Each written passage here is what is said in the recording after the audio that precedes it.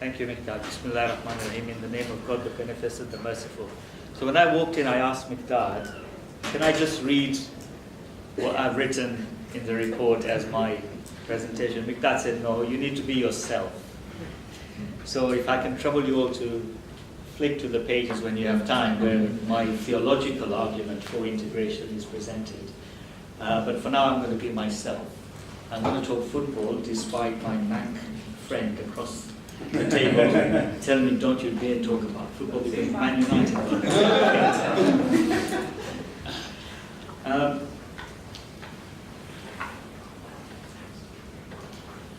I have been attending football matches at the King Power Stadium in Leicester.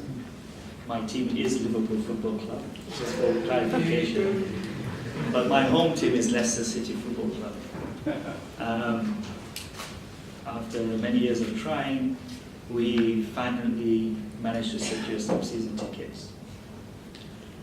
This season, at game number 14, that's the 14th home game, the white gentleman who sits in the seat next to us and I finally moved on beyond hello and how are you. Thanks to the beast from the east, the cold weather, which gave two Britons on the terraces at King Power the opportunity to talk about something that we are all interested in, the weather. So I asked him, how did the weather treat you and all that? And Naz, he said he drives a Mercedes, so it was a bit more tricky for him because it wasn't a four-wheel drive. The point I want to make is who was responsible for moving beyond hello, how are you? Me or him? It is a two-way street.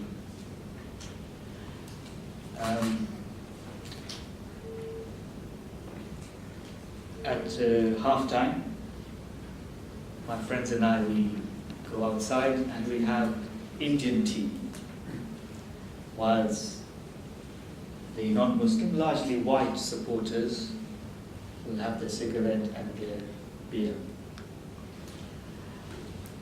Hardly any words are exchanged. There's no hello, hi. Who's responsible for that? I think, and I like to claim that I have integrated myself, at least on the terraces. But after the game, I'm not able to go to the pub like the non-Muslim white football supporters generally would want to go and have a pint after a game, either to drown your sorrows or to celebrate your victory. Muslims, I guess, would just go for an orange juice or something, but I am unable to go into a pub because of my religious faith. So there is a limit to integration. There are boundaries beyond which I, for myself, am not prepared to go. And I think that has to be respected. It's not integration at any cost and at all costs. There are certain things that maybe non-Muslim people may not want to do, and we should respect their choice not to do that.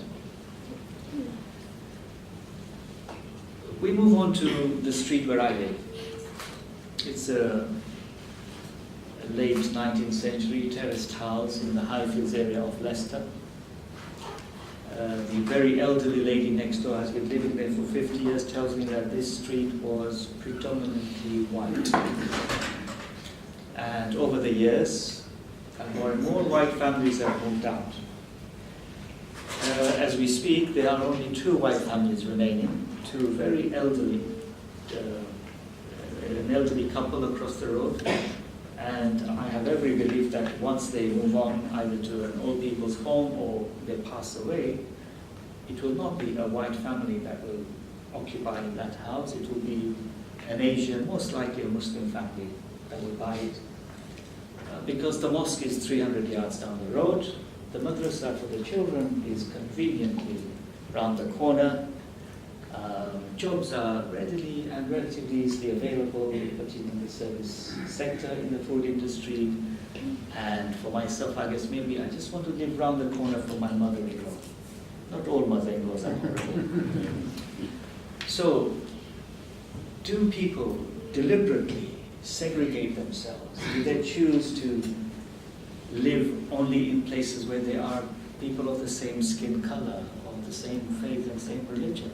Or is there something more at play here? The socio-economic factor plays a huge part in this. Now, in many occasions, in many places, I have made a public offer, and I do it now again.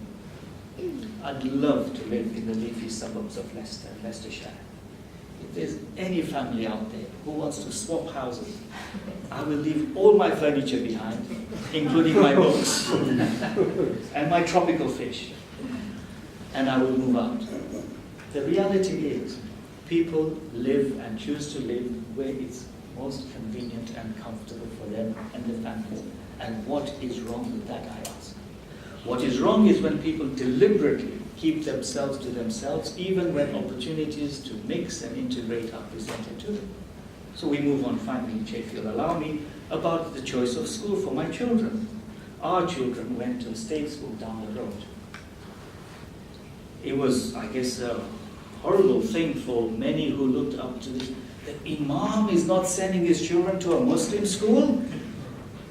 He's sending them to a state school, the Imam, because the expectation is they'd be the first ones to send the kids to the Muslim school. My wife and I thought, if we send our kids down the road, well, to start, it won't cost us any fees, but they will be exposed to diversity. There will be children of different color, different faith, and they will have a really colorful time in their early years in school. What happened in reality is, had we sent them to a Muslim school, they would have enjoyed better diversity, because there would have been brown Muslims, black Muslims, white Muslims, and all the other shades of Muslims, because down the road in the state school, they ended up in a 95+% school of Asian kids, 95% plus Muslim kids. So they had no experience of that diversity. There is a lot that needs to be done. It's not as simple as many make it out to be. Innovative things have to be introduced. So now that school is paired, twinned with a church school where there are only white kids, St. Thomas More, and there's an exchange of assemblies.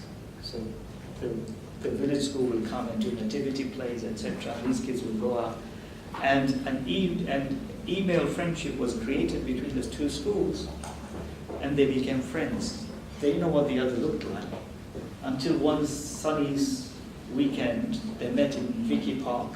You see all these white children coming, and maybe stereotyping with their cucumber sandwiches and what have you, and all these Asian kids coming with their samosas and onion bars, and they had a great time.